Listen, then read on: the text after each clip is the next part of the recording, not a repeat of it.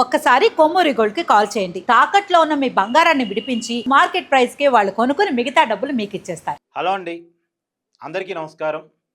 నేను మీ కట్ట కార్తీక్. ఇప్పుడు ఒక వార్త రాసేటప్పుడు లేదా ఒక వార్త చెప్పేటప్పుడు మీడియాలో ఉండే జర్నలిస్టుడికి కామన్ సెన్స్ ఉండాలి. ప్రజలు నమ్ముతారా లేదా క్రాస్ చెక్ చేసుకున్న తర్వాత కానీ ఆ వార్తను రాయటమో ప్లే చేయటమో చేయాలి.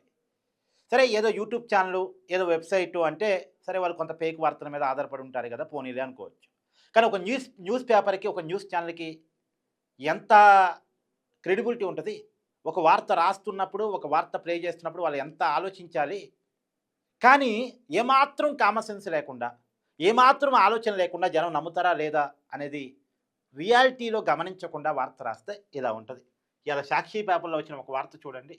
రాహుల్తో బాబు రాజకీయం అంటే వీళ్ళు చెప్పదలుచుకున్నటువంటి ఈ వార్తకి వాళ్ళు చూపిస్తున్న ఆధారం ఏంటి అంటే, టీడీపీని దెబ్బతీసినటువంటి బీఆర్ఎస్ దిమ్మలు కూల్చాలంటూ రేవంత్ రెడ్డి కామెంట్స్.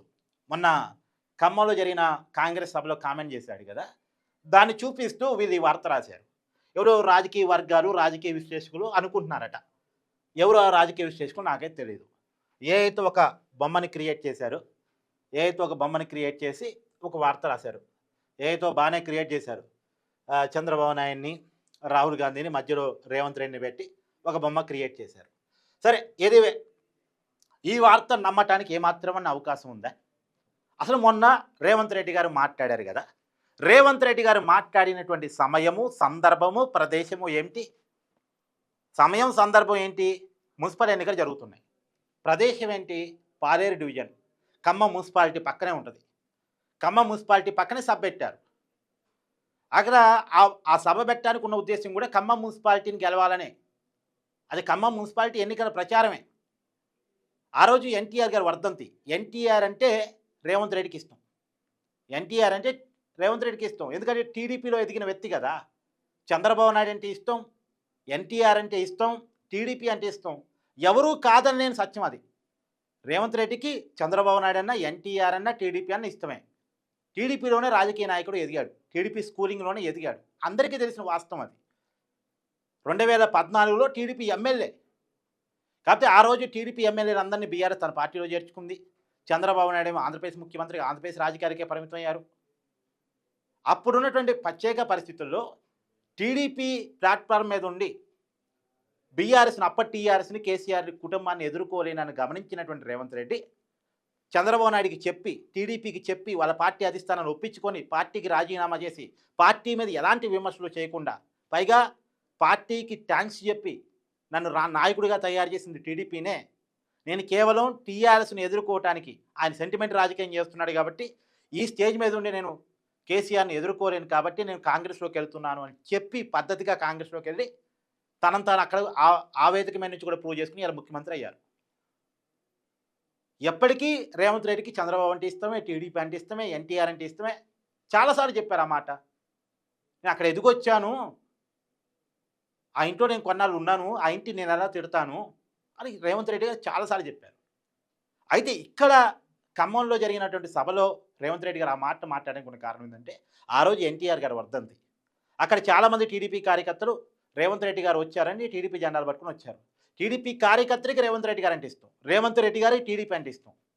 కాబట్టి ఆ టీడీపీ కార్యకర్తను ఉత్సాహపరచడం కోసం ఖమ్మం మున్సిపాలిటీలో టీడీపీకి ఎక్కువ ఓట్లు ఉన్నాయి కాబట్టి, గెలిపోవటమని ప్రభావితం చేసే ఓట్లు అక్కడ ఉన్నాయి కాబట్టి, అక్కడ ఉన్నటువంటి తుమ్మల నాగేశ్వరరావు కూడా మాజీ టీడీపీ నాయకుడే కాబట్టి అక్కడ టీడీపీ జెండాలు ఉండటం, టీడీపీకి ఆ మున్సిపాలిటీలో ఎక్కువ ఓట్లు ఉండటం, గెలిపోవటాన్ని ప్రభావితం చేసే బలం టీడీపీకి ఉండటం, రకరకాల కారణాల ఫలితంగా ఎన్టీఆర్ వర్ధంతి కూడా ఆ రోజు కావటం ఫలితంగా టీడీపీని లేకుండా చేసిన బీఆర్ఎస్ దిమ్మలు కూల్చాలి అని రేవంత్ రెడ్డి మాట్లాడాడు.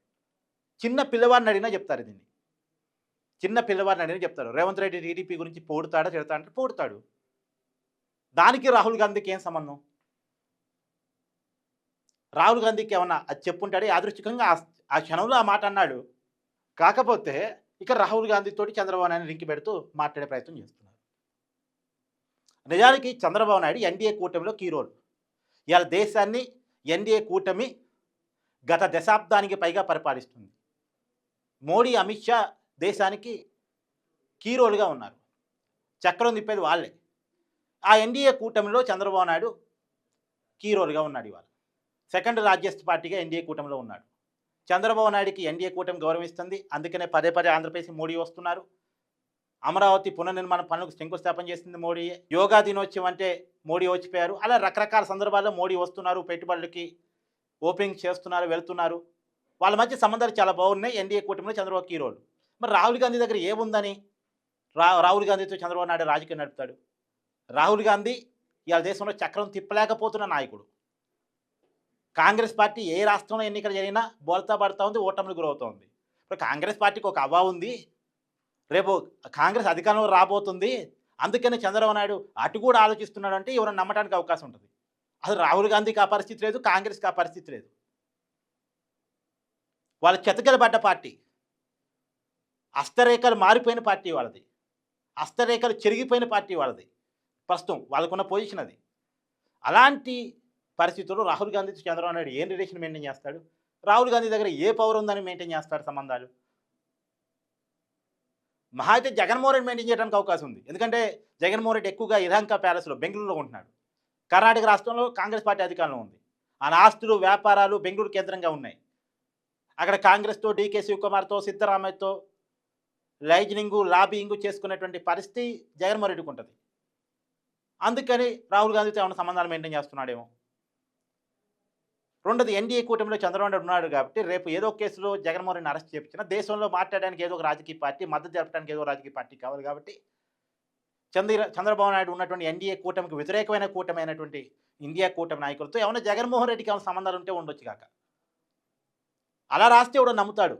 రాహుల్తో జగన్ సంబంధాలు, రాహుల్తో జగన్ రాజకీయం, నన్ను ఏపీ లిక్కర్ స్కామ్లో అరెస్ట్ చేస్తే మద్దతు ఇవ్వాలంటూ వేడ్కోలు, బెంగళూరులో ఉన్నటువంటి తన బిజినెస్లు కాపాడేలా డీకే శివకుమార్కు, సిద్ధరామయ్యకు ఒక మాట చెప్పాలంటూ వినతులు, రాహుల్తో కలిసి రాజకీయం నడిపిస్తున్న జగన్మోహన్ రెడ్డి, పాత సంబంధాలను కొనసాగించడానికి సిద్ధమవుతున్నటువంటి జగన్మోహన్ రెడ్డి. ఎందుకంటే పాత కాంగ్రెస్ నాయకుడేగా జగన్మోహన్ రెడ్డి, మాజీ కాంగ్రెస్ ఎంపీ కదా, 2009లో కాంగ్రెస్ ఎంపీగా గెలిచాడు కదా, వాళ్ళ నాన్న కాంగ్రెసే కదా, జగన్మోహన్ రెడ్డి గారి వెనకాల ఉన్నటువంటి ఓట్ బ్యాంక్ అంతా కాంగ్రెసే కదా, షర్మిలాని అగ్రెసివ్గా వెళ్లకుండా చూసుకోండి అంటూ రాహుల్ గాంధీకి జగన్మోహన్ రెడ్డి గారు వినతి.